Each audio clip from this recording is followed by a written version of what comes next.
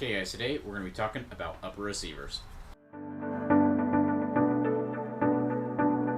Okay, so this is an upper receiver. There are a couple main differences when you're looking to get an upper receiver that you should be considering. The very first is what's on top. So this is a flat top upper. Some other styles are the more classic style that you see with the carry handle, and those ones, they're fine, but if you want to put an optic or whatever, you have to get an adapter. So I highly recommend, for almost all cases, get a flat top with a Picatinny rail just like this. Another thing to consider is whether or not it's going to have a forward assist. So that goes right here.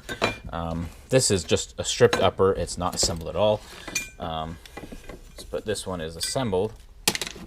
And the forward assist is this guy that makes sure that your bolt carrier group has gone fully into battery.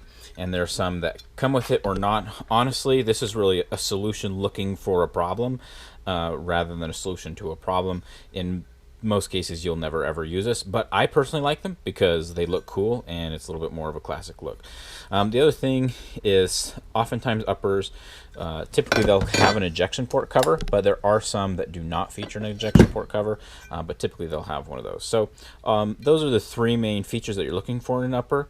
Other than that, they're very similar between brands as long as they follow all the standards, the mil-spec standards. So there are a couple different manufacturing styles that are going to give you some different results.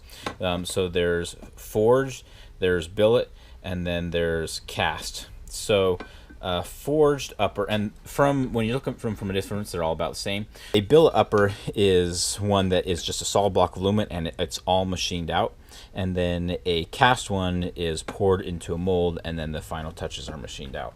Cast a little bit lighter, but not quite as strong. Billet is very strong. Forge is also really good. At the end of the day, honestly, unless you're like really beating the heck out of it, you probably won't notice a difference between those. So similar to the lower receivers, I made a video on those where I talked about whether or not you should spend hundreds or just get a budget one. For the most part, I don't think an upper receiver is worth the place where you should put your money. You should save your money in an AR build for something else. So go ahead and get a budget upper. The differences are, whether they're forged or cast or whatnot.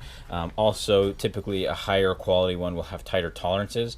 So a budget one will, sometimes these aren't perfectly cut or machined out, so they sometimes have a little bit of slop in cheaper ones.